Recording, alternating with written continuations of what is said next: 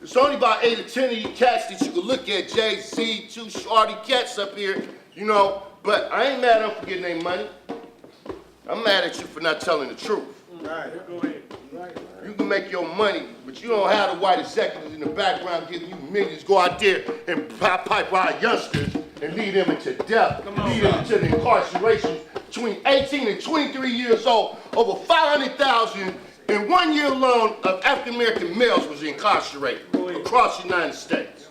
So let's multiply that within the last 40 years, since the 80s. That's right. See, we ain't looking at that. Positive in San Francisco, the incarceration rate there right now is 58% of African-American males. In 1987, it was 56%. It was 56% with 11% of the whole population. It's 58% with less than 3% of the population. What's going on? Y'all don't know? Because I know. It's genocide. And we need to stop, you know, hiding up under God's church. Because see, when Jesus or God or whoever you believe in come back, he ain't coming back to say, hey, my brother, I love you. Come on now. That ain't what he coming back to do. Come on now. And he done told you. Come on. In Revelation, he told you. Come on now. Revelation, he revealed it. Come on. He ain't coming back to kiss you, That's right, sir. Come on. pat you, and say you did a good Come job. on. Those of you that did good work, he may take you like, you know, whoo, like you did Jesus. If you really believe you died on the cross. That's a whole nother story. The cross is that we've been crossed. Come on, man. That's the cross. Go ahead. Come on. We guys bite up our ideologies, man. God gave us a mind and a spirit, and our ancestors do speak to us, because they whisper in my ear all the time. Amen. And I just sit up sometime and cry, you think I'm bipolar. I shake it, amen. Because it don't make no sense seeing my sister who dresses on up here and think that's the way to get some money. Come on, man. Now, look, Love and Hip Hop got them where they want to be strippers. Cardi B, they want to be strippers, man. They want a hoe. Come on, man. These are daughters, man. I got a daughter. I'm scared for her to go to school. Go ahead, Ingrained man. by this culture. Go ahead. By man. this culture. Ingrained in them by We're this being culture. brainwashed. Brainwashed, fellas. And our daughters are too. They don't need us no more. They didn't deal what they did to us. We disenfranchised. We can't vote. We Yes, can't sir. do nothing. Come on. So they ain't listening to our voice, and now they're killing our women off. They want to jump up and down on poles. For real? They calling each other B daily, but let you call them one. It's me too. Go ahead. See, back in 1952, he smiled at me and made me feel some, we ain't talking about, but her skirt was up here, her breast was hanging with the low cut, she was seducing you. See, y'all ain't noticing the attack on men. They doing the white men, it's on men. It's on men. It's about money. Because back to what I was saying, what's your purpose? Because with them, money is their God, and that's their purpose. Say that. I'm out with that, I say. I shake it. I shake it, amen.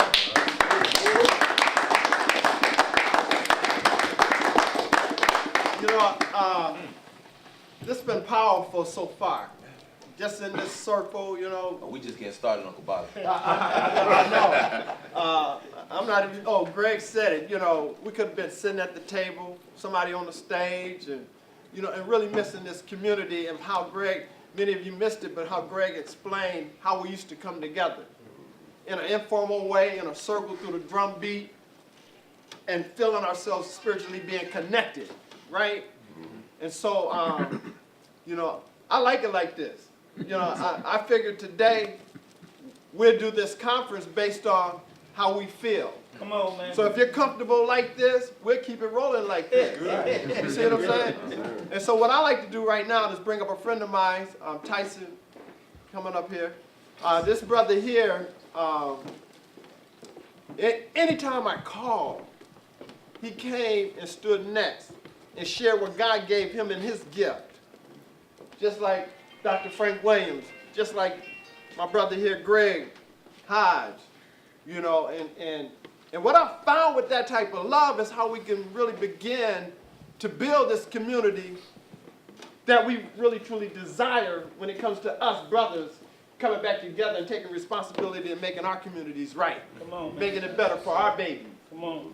So Tyson, would you share something with the brothers? My honor, my pleasure, my privilege. I share, my brother. Greetings, brothers. My name is Tyson Amir. Uncle Bobby gave me the call. When he gives me the call, I'll be here. So I appreciate that. It's a beautiful space. And so what I would love to do is share a little bit of the work that I do in the community. I recently published my first book entitled Black Boy Poems. It came out last year, October 15th, 2016. October 15th is significant, especially for where we are standing, because that was the birth of the Black Panther Party in 1966. I come from that lineage. My father was a member of the Panthers. He joined in Sacramento in Oak Park. And so that's extremely significant, especially in light of the conversation that we were just having about purpose. You asked me my purpose. My purpose is to fight for the freedom and the liberation of our people and to serve our people. That is what has been handed on to me. Teach. And so the first thing that I want to share is this piece entitled Tradition. And it's going to be in the language of the youth.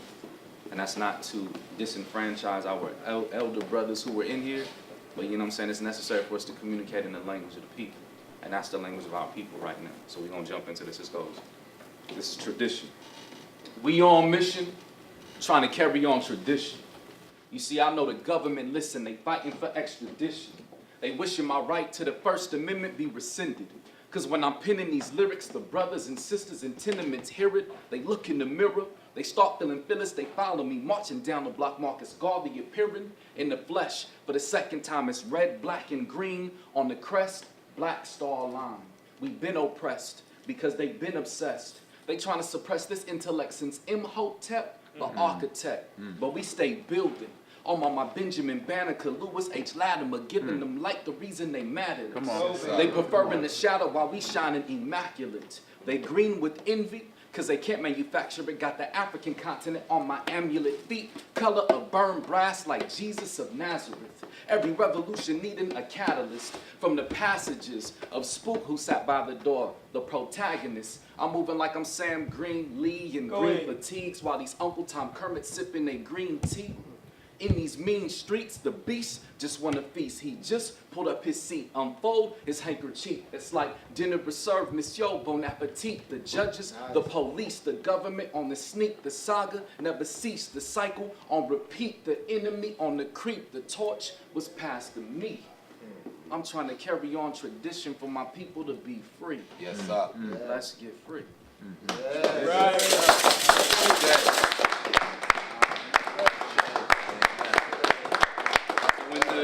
In the spirit of that tradition, we gotta honor our ancestors. This next one is between Huey and Malcolm. That was the warm-up. This is the one I was setting y'all up for. So between Huey and Malcolm. Huey as in Huey the Newton. dear brother, our leader and teacher, the Dr. Huey P. Newton, co-founder of the Black Panther Party. Yes, sir. And our brother Malcolm El Hajj Malik El Shabazz, Malcolm X, assassinated by the federal government on February 21st, 1965. But both of them, their spirits live on, and may we carry on their tradition. This is between Huey and Malcolm. The Dr. Huey P. Newton had an epiphany once, and then he said, I don't expect the white media to create positive black male images. So we wouldn't be surprised to see how evening networks accumulate their net worth of billions off assassinating the character of our children. They objectively report the news about Black Lives. Matter-of-factly, they spin white lies that evolve into black lies about black lives because we don't matter to them only in terms of their bottom line. You see, I worked in their eyes as someone between felines and pigeons. Y'all, we still less than canines. Because ninjas remember how they sent that boy Mike Vick to prison, but be the color of George Zimmerman, a private citizen, and you can legally murder a nigga and Go walk ahead, off man. scot-free. Go ahead. But Walter Scott can't flee, Go and ahead. Eric Gardner can't breathe, Go ahead. Tyisha Miller can't sleep, and Oscar Grant can't see his daughter no more. Oh no, this ain't folklore. This is so much more. 7 years ago now, before that, 16, 19, the first time them white beings brought us to these shores. And since then, it's been all out war. You see their strategies and their tactics have adapted. They went from de jure to de facto, ipso facto. They tormented and attacked us to extinguish the light of black souls. Theirs is a pathological praxis rooted in a xenophobic, schizophrenic, racially insecure, culturally immature social apparatus, forcing them to concoct a reality which confers to them an unearned status of unmerited advantage to make them feel adequate.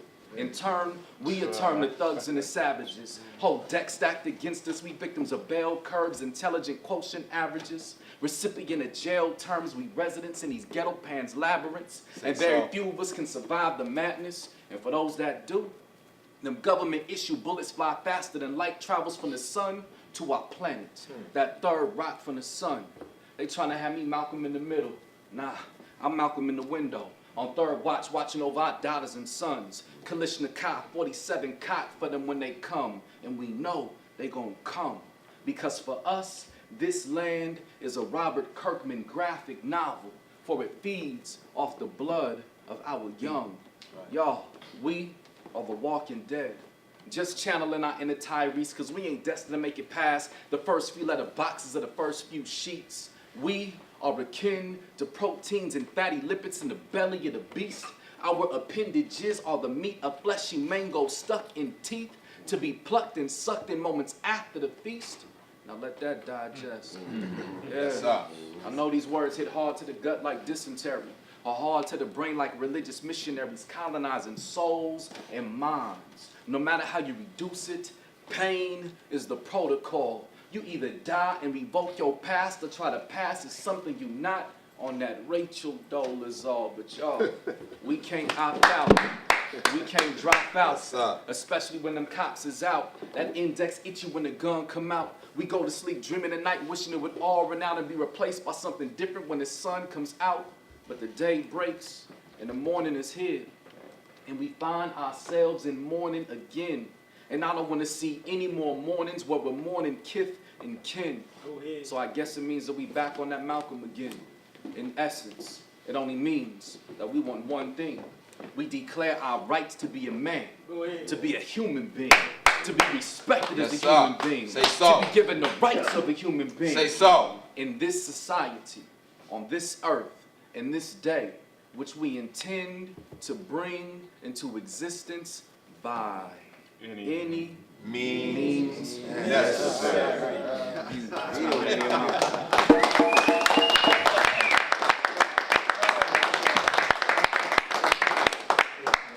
Yeah. Well, there's no real order to this, so,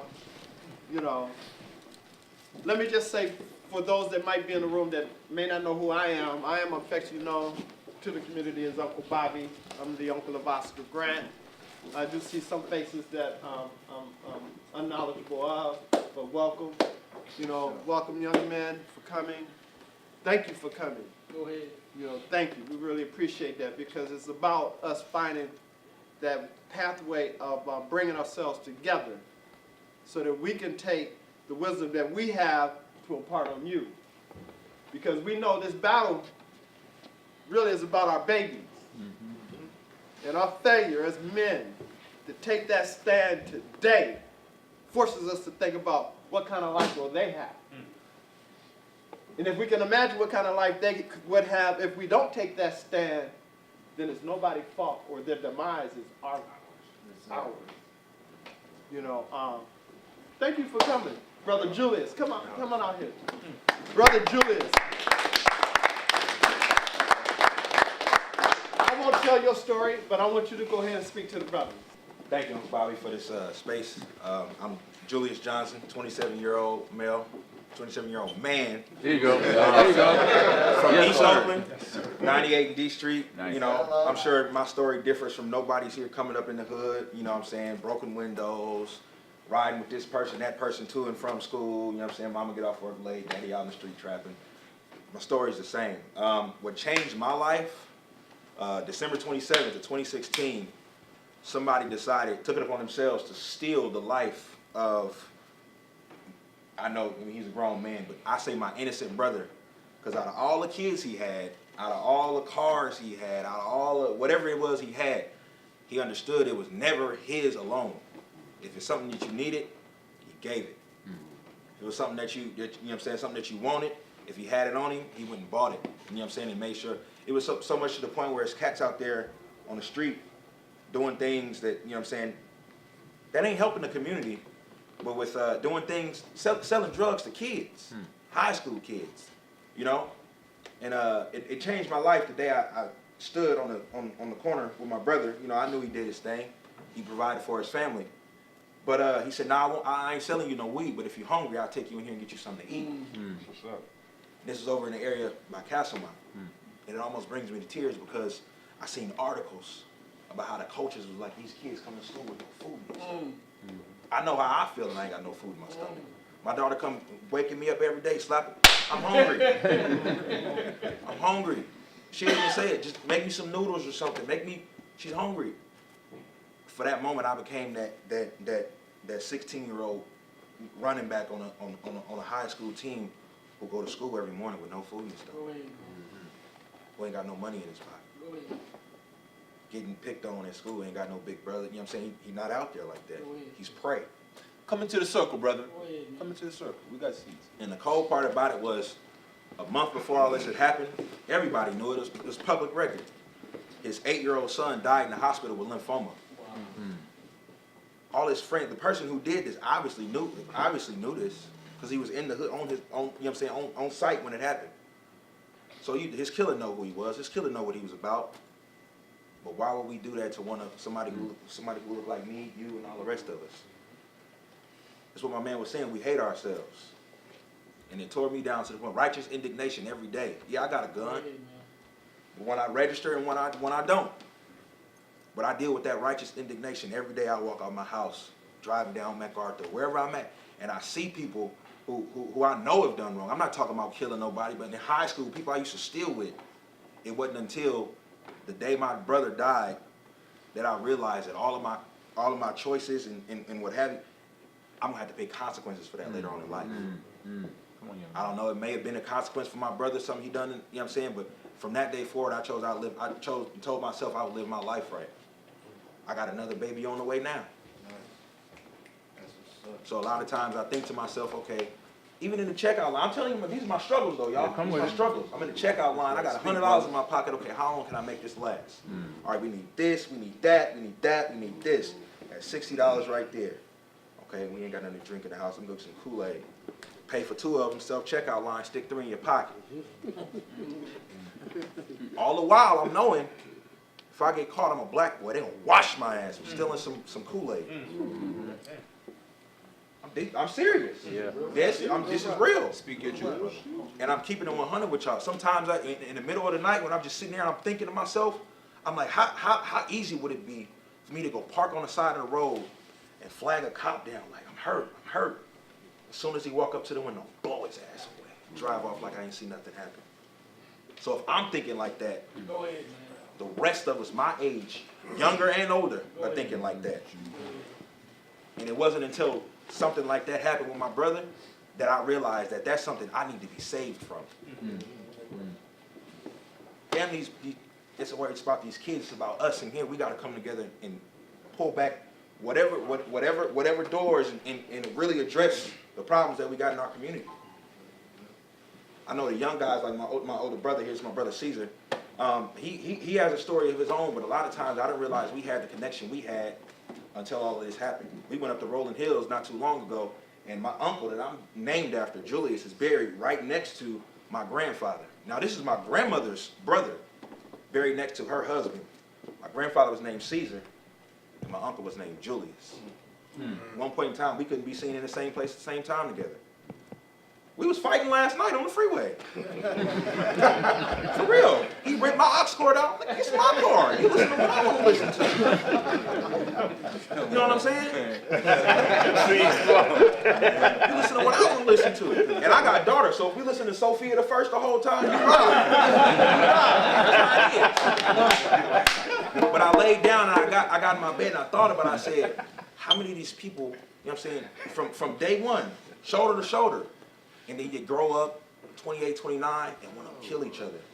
Yes, sir. I know because it happened to me. I lost a lot of friends out here. People I didn't think I would lose. And it hurt so bad because I got to see kids walk around here without their daddy. My 5-year-old niece, who looks dead on my brother, every time she see me and her uncle, what's the first thing she say, Cease?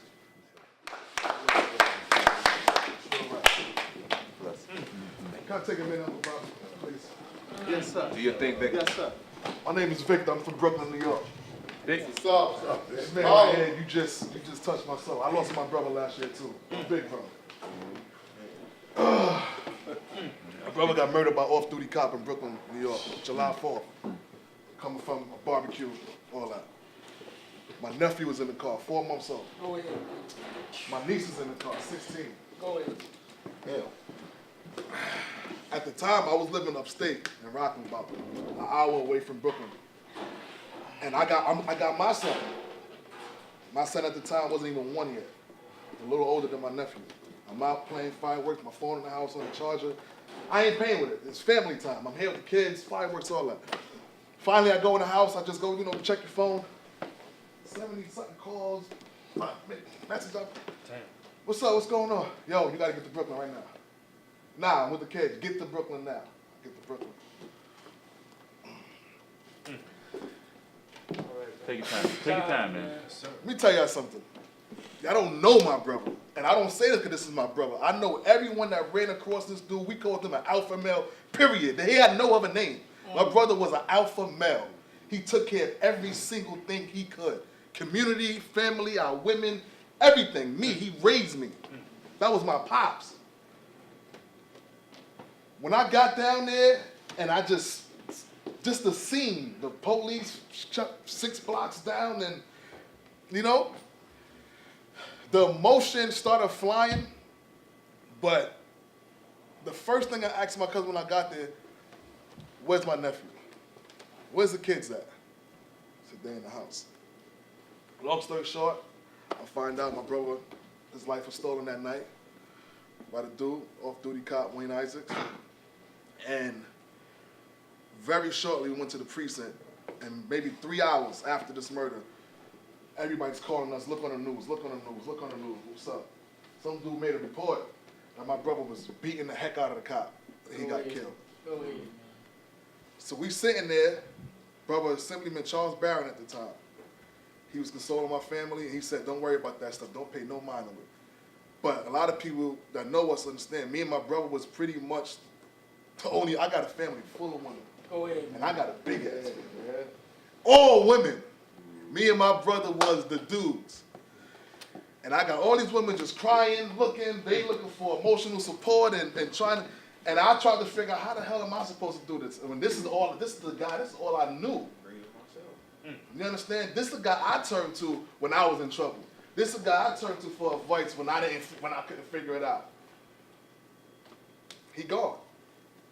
Fast forward that, they put the false report out. 8 days go by. I don't know if everybody remembers July 4th, July 5th, July 6th. How many people died that year, last year? Who knows? Who knows? Philando Castillo got murdered on Facebook in front of everybody. Go ahead, man. You know what I mean? Sterling. And I'm not upset that my brother didn't get the national recognition because so much happened right in that 3 days. 3 days. We lost 3 brothers by police. Everybody asks me, oh, why you didn't get national? I don't care about none of that. What I care about now is they killing us. The brother asks, what's the disconnect between our elders and the new generation now? It's not y'all fault. They took y'all from us. They put y'all in jail, man. So yeah, we talk about this younger generation. I'm 31. My brother 27. We trying to figure this shit out. We know what the elders did for us. I remember sitting on my block in Brooklyn, and I'm talking about we had a gang of dudes. I'm 16, 17, I got my brothers, my cousins, dudes down the block. They out there, they doing what they do too, but they protecting our whole block. That's right. Community. It was a time at Brooklyn when we policed ourselves. It was a time. But what happened was when those dudes rose up, the police took them from them. They started killing us. And then these damn cell phones start coming out. Now we can videotape everything and start figuring. They started killing us even more. Yeah. So y'all didn't do a bad job, man. It's just they took y'all from us and we got lost. Now we finding our way again. So just standing in this circle, having Uncle Bobby just reach out and say, I need you to come. I said, we gonna come because the revolution's not gonna be televised. They don't want it to be televised. They don't want us to get like this. They don't want this. They don't even want you to record. You know how powerful we are just standing here talking? Come on, man. You know how powerful this is? This is how it starts, man. I don't care if I'm in New York. You need me, I'm coming. You know?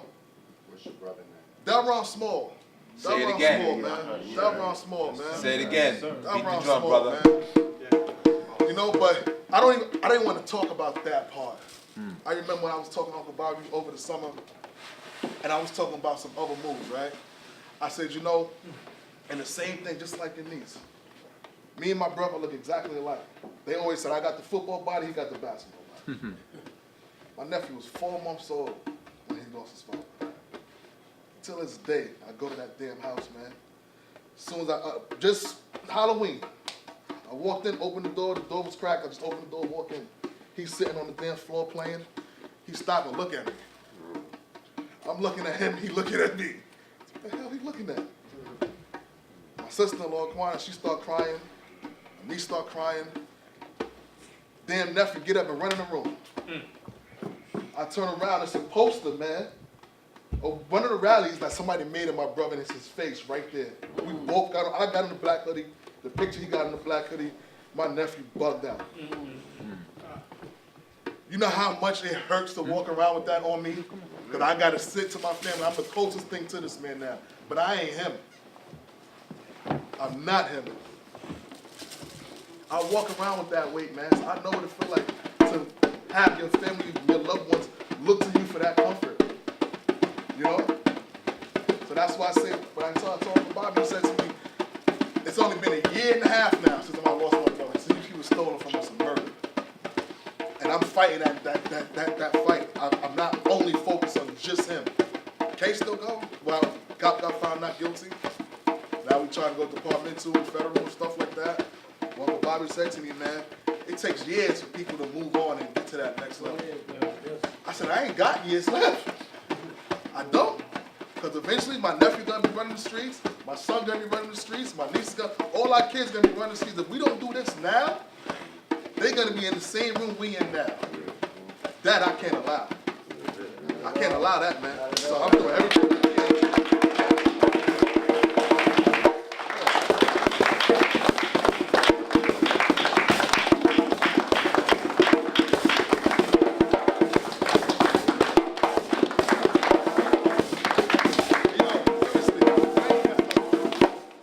Y'all didn't mess up, bro.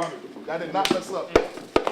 Believe me, you been watching. It's just, they trying to take that from us, man. Yeah. You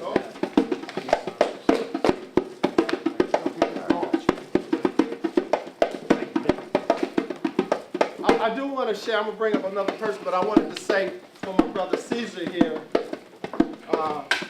this brother was shot 11 times by cops. Oh, man. He's still living today. Tell that story. You know, and so I definitely want you to share a few words. You know, I know sometimes you can be tough, but this is, and I'm gonna be real with you. I'm very optimistic that our crisis, our situation is gonna change. We're going to get our job. You hear what I'm saying? Just what you shared, Victor and Julius, you know, and making that connection, you know, and then sharing your experience and how you're not blaming us, you know, because they did come in and take a lot of us away.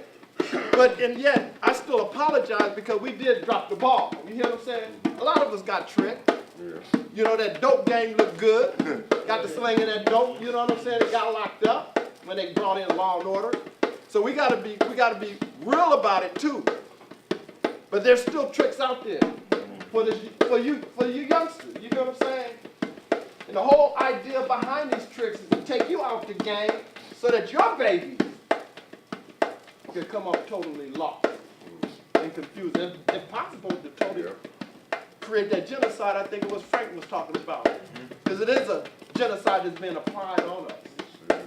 And they're really trying to make it happen through us, by us. Go ahead. And we don't even know it. Go ahead. You know, but this is what's going to help us understand that. And as we take that wisdom and knowledge that we get and share with one another back into our communities, we could build forums like this all across the country. You know what I'm saying? That's right. That's exactly what we're gonna do, Mr. Bobby. You know, and that's what my hope is. And I'm very optimistic that it can happen. I'm going to call on my brother Ron, and I want him to share a few words. We were just talking about you, brother. You were.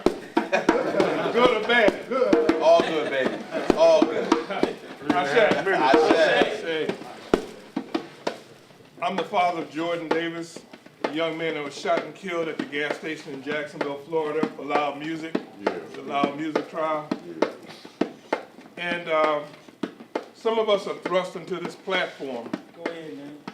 We didn't think we would be here. Brother was from Brooklyn. I'm from Harlem, New York. Born on 129th between 5th and Madison. Grew up in the Malcolm X days. All right? As a matter of fact, 2 weeks ago, I was speaking with Malcolm X's eldest daughter, Ambassador Shabazz.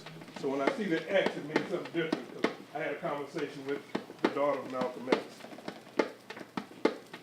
I want to say to you brothers this. I met Uncle Bobby in Florida. He was near Tampa, doing what he always does. When there's people grieving, Uncle Bobby comes in, because he's been doing this 2009 when Oscar got killed. And he reaches out. Whenever he can reach out to a family in need, he reaches out. When I got my platform, I reached out with Uncle Bobby and said, you know what? We're brothers, we're going to always be doing things together. Me and Bobby probably have done 15, 20 things together. And I live in Florida. No coast, don't matter. Bobby comes to the East Coast, I come to the West Coast. It doesn't matter. What I want to tell you, brothers, is this. I got one question for you. I don't want you to answer it. I want you to think about it.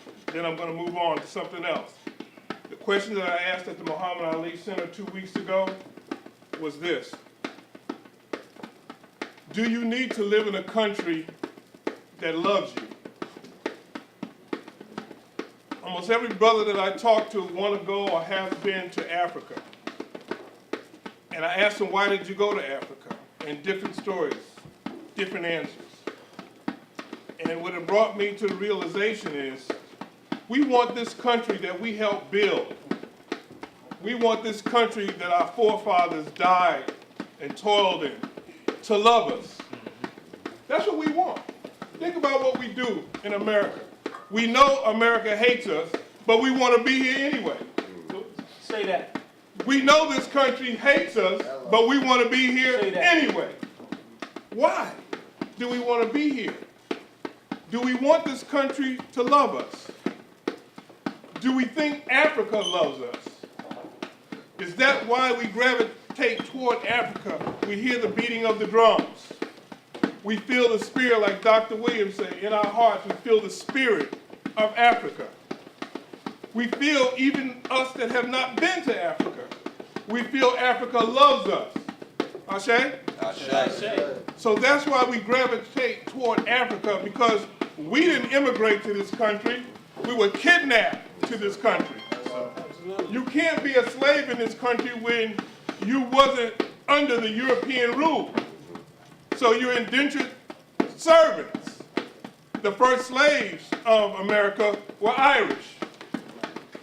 The word slave doesn't come and mean black. It means Slavic. The Slavics were the first slaves, enslaved by the Romans and the Greeks.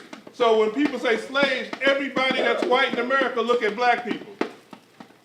Slave don't mean black. Then anything that's a negative connotation, they attach to black, whether it's black ball, black moon, black owl. Everything black has a negative connotation. If you're a dove, you're white. If you're Raven, you're black, you're bad.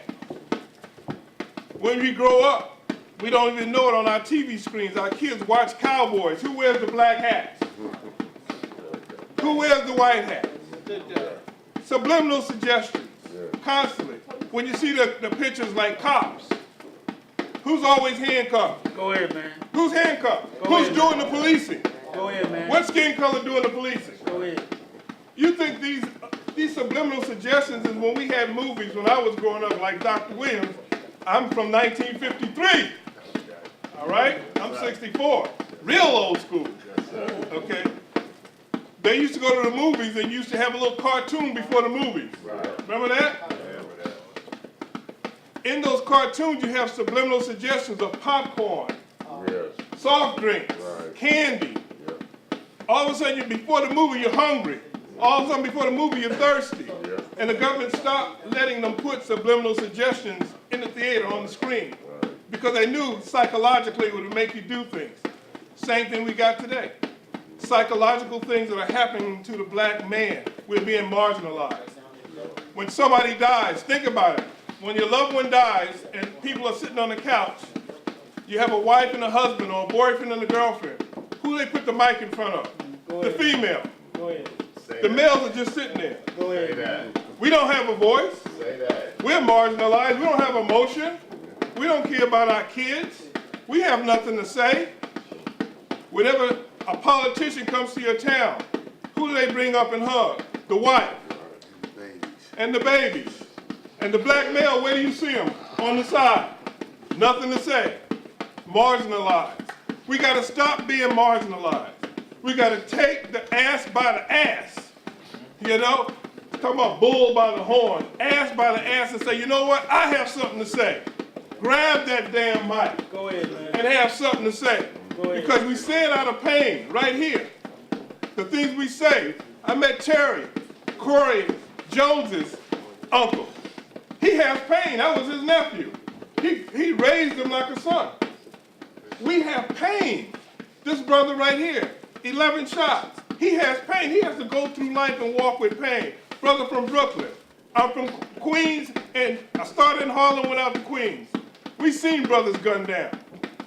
I lived in 1965 in Los Angeles near Watts, California. Anybody know about Watts, California? Watts, California? Yeah.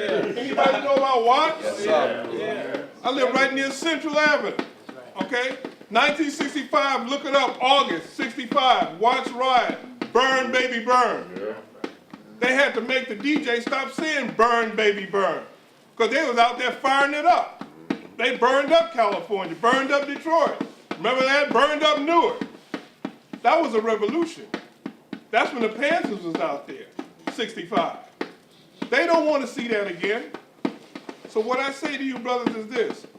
One connect that I haven't seen lately is the connection between, as we say, educated brothers.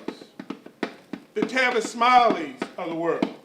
The educated brothers, there's a disconnect between brothers that have been through stuff. Brothers that have been in prison, been to jail, come out, they don't have a voice. The brothers that got PhDs and master's degrees, they talk down to the other brothers. Not anymore. You know? They got the lived experience. Yeah, because you know what? Because they didn't go to prison, they think they're the only ones that have something to say. And Tavis Smiley's out of a job. Out of a job, okay? I've never been to prison, but that doesn't mean I haven't been in the streets. That doesn't mean I haven't seen what was going on. That doesn't mean I don't have family that's been to prison, don't see the hurt and how it tears families apart, takes your heart out. You know, when you can't take care of your kids, it kills you from the inside out. Think about when you can't take care of your own kids. How they look up at you when there's no cereal. They look up at you when there's no oatmeal.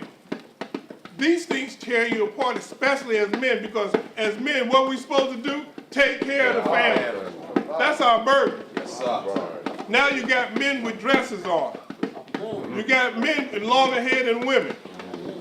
You got men that want to be women. They do that to break up the family structure, you know?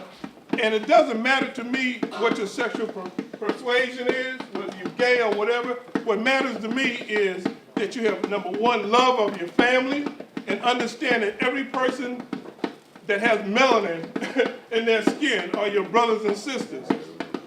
Because we all have isms. You know, if you look at your brother and there's something about a brother that you don't like, that brother has an ism and that's okay. That person is still your brother. We have to understand that and get with that. You don't have to like every brother and do everything another brother does. But what you have to understand is that person is family. I met this brother yesterday. Are you family, brother? I am. You family. That's what we have to get back to. Mike Brown, don't you know what I'm talking about? I was in Geneva, Switzerland. Me and Trayvon Martin's mother, Sabrina, speaking at the United Nations conference. I get a call in Switzerland. Mike Brown Jr. has just been shot and killed. August 9th, 2014. Uncle Bobby said, Ron, we gotta go to Ferguson. Never been to Ferguson, didn't even know it existed. We're gonna meet Mike Brown Sr. Just like me, when I got the call, Mike Brown's eyes are rolling down in his head. Mike doesn't even want to talk to nobody because you can't believe this is happening to your child. Right. You have to understand that. That takes a long time to believe that it's real. When you get the call, right, brother? It takes a long time to believe that it's real. Even now, sometimes you don't think it's real. And you miss that person so badly. Me and Uncle Bobby went there and we talked, and I'm gonna be brief from now on because I know when you are activists, we tend to think we're brief and we're out, we're still talking because we hurt. Go ahead, bro. Okay? So we try to be brief, but it's hard being brief because there's so much inside of you. And to see that this man's son is laying down 4.5 hours on the ground in the sun, and the father got to stand back behind the yellow tag in the police line, broke my heart. And I told Brown, I said, my heart is broken with you, brother. That's your son, but that's my family that was on the ground too. And I tell this brother, I have so much love for him, you know, that what he's going through. And then when you have to go through it on a platform, like Uncle Bobby, when you have to go through it and he has to move his trial to Los Angeles because he can't control the crowd. So he got to drive 400 miles just to go and represent his nephew. You know, these things that it's done to us, this man, Central Park 5, to be accused of something and spend time in prison and then be exonerated, and still there's people that's questioning whether he did it or not. You know, we got these stories around. Andrew's son, neglected on the road, killed. Come on. And he got to deal with that. See, everybody else goes by their business. Everybody else go to the mall on Black Friday. Everybody else spend money on the color TV on the wide screen. But Andrew don't. He don't. You know, when you go through pain, all this other bullshit that you hear about Christmas and New Year's and all this other shit don't mean a goddamn thing. Am I right? Are you with me, brothers? Yes. None of that stuff mean anything to you because you're hurting. And when you're hurting, all this other stuff that people talk about, that's normal stuff. That's what they do every day because they don't have the life of knowing family. So what I want you to do is, number one, think about that question. Do you stay in America because you want it to love you? Can you stay in America without it loving you? Come on, man. I say you can stay in America without it loving you as long as you make sure that each and every person that is black, Latino, that is a person of color is your family. You can stay in America and rebuild America just like they built Black Wall Street. Do you hear me? Go ahead, man. You can build a family in America, so don't worry about it. You can go back and forth to Africa, but you have two homes, Africa and America. Don't let them make America great again. America was great as soon as black people touched down in America, it became great. Thank you, brothers. I love you. Brother Greg, I normally don't like for us to really get into this conversation without doing libation, calling on the ancestors. That's real important for me in maintaining the spirit of moving forward in this battle that we're in. You hear what I'm saying? So Greg, I want to call you to call in libation. And while Greg is coming up, I just, shout out for those that may not know, we got Michael Brown in the house. you know, from Ferguson, Ronald Hummons, his son killed in Cincinnati in the house. And of course, my brother Andrew Joseph, his 14-year-old, left on a highway in Tampa, Florida. I mean, first of all, had to leave. Katrina forced them to Tampa. That was enough. And the family going what they went through. Then get to Tampa, and his son gets murdered. We should say killed. All because of the police. I mean, I could go on and on and on and talk and all these stories. But right before Greg do libation, I want to welcome Brother Mike, who just spent 28 years in prison back home. So why don't you come here?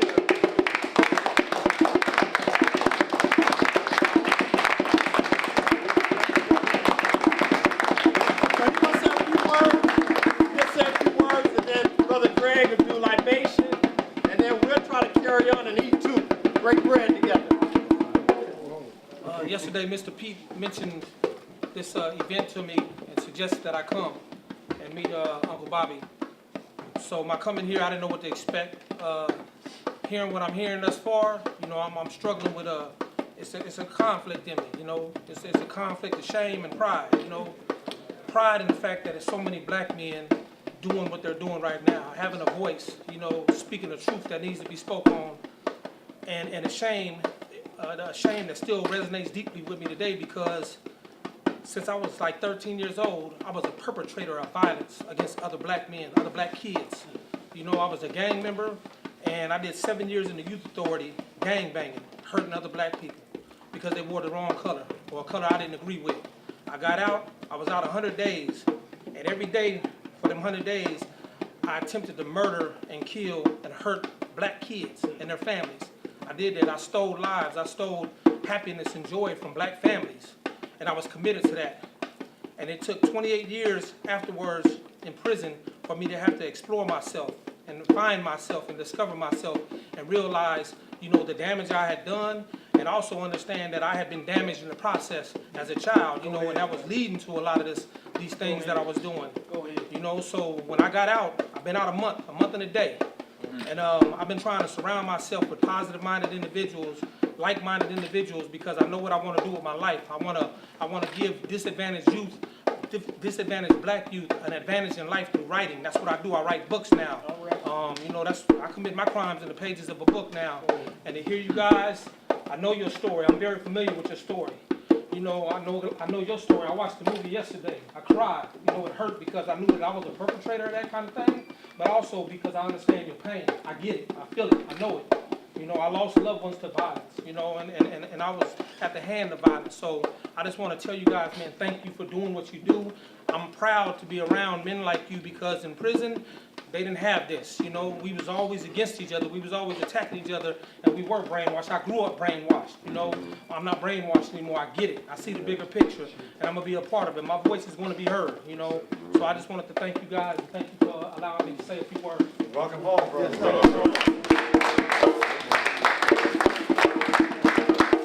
Everybody think about this question we talked about yesterday. What does it mean to come home? We're going to talk about this today. What does it mean to come home? We're going to talk about this today. So Brother Greg, you gonna do some libation? We'll do libation, then we'll break some bread. We'll keep going.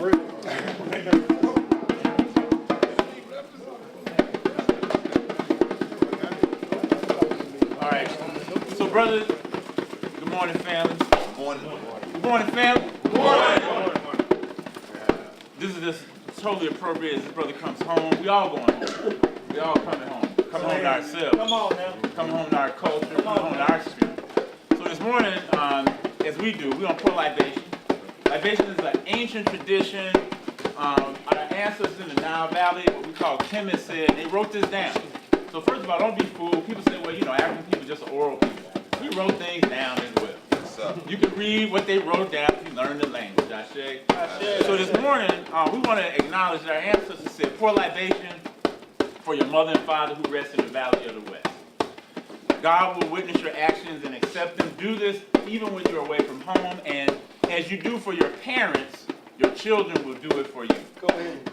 We use a little bit of water as a symbol of life. We ask that the earth receive it. So we're using this beautiful poinsettia plant today, but it don't take the formal thing.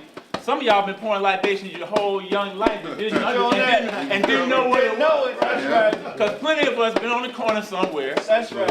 where you had something for the homie. That's right. You scratch the label of that Wild Irish Rose. I'm gonna put some of y'all on blast. Come on, Y'all know what I'm talking about. Come on now. That Thunderbird. Come on now. At 40, Come on and you now. put a little bit on the ground for the brothers that wasn't here. That's a libation.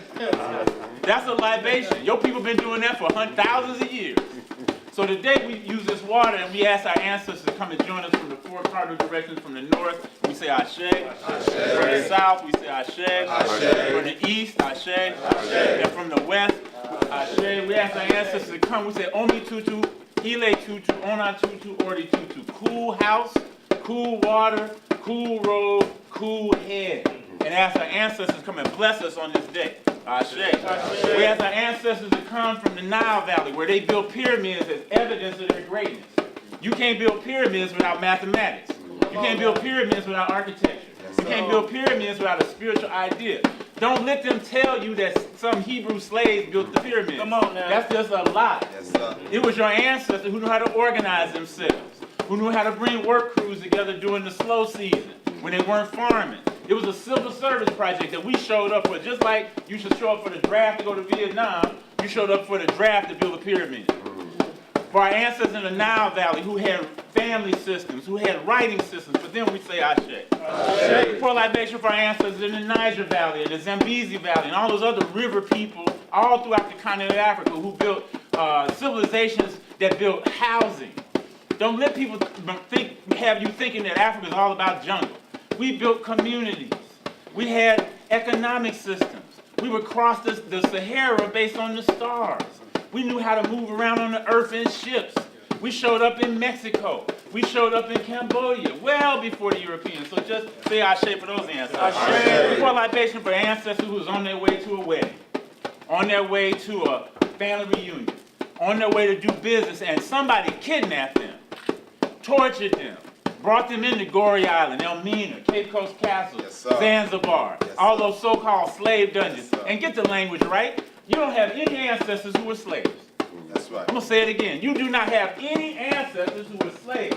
They were enslaved Africans. That's right. Because if you're an enslaved African, you're a human being. That's right. If you're a slave, you're a thing. Brother was referencing Brother Malcolm. You're not a dog or a cow.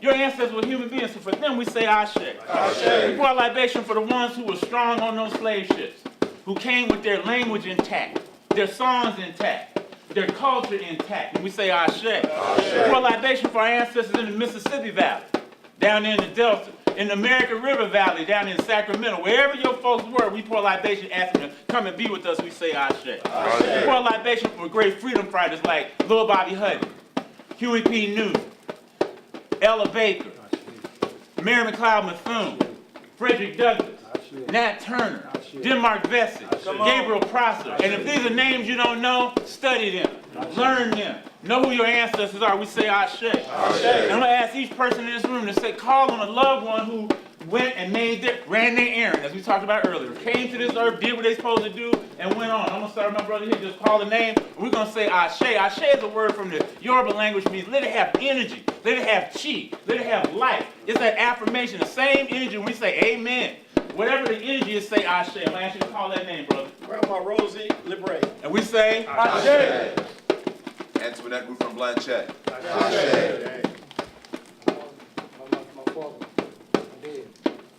Ashe. Johnny May. Ashe. Winifred Belton. Ashe. Ed Bryant. Ashe. Any ancestor, it might be your brother, cousin, grandmama, uncle. Brother. What's his name? And we say Ashe. Ashe. Louis Vernon. Ashe. Harriet Williams. Ashe. Ashe. Trey Pierre Homens. Ashe. Osaje for Dr. Kwame Nkrumah. Ashe. Andrew Joseph III. Ashe. Antonia Davis, grandmother. Ashe. Soraya Jackson. Ashe. Moses Winfield Saunders. Ashe. Tutu Morris. Ashe. Oscar Grant. Ashe. Ashe. drummer? David Reynolds. Ashe. Delron Small. Ashe. Lewis Keaton Jr., my brother, passed away 2 years ago. Ashe. Ashe. Estelle Banks. Ashe. Jordan Russell Davis. Ashe. Ashe. Melvin Johnson. Ashe. Jamel Johnson. Ashe. My father, Jesus Reyes. Ashe. Anthony Lawrence Butler. Ashe. Richard Lyon. Ashe. Maud Wake. Ashe. And my father, Cephas Johnson. And my dad, David Hodge.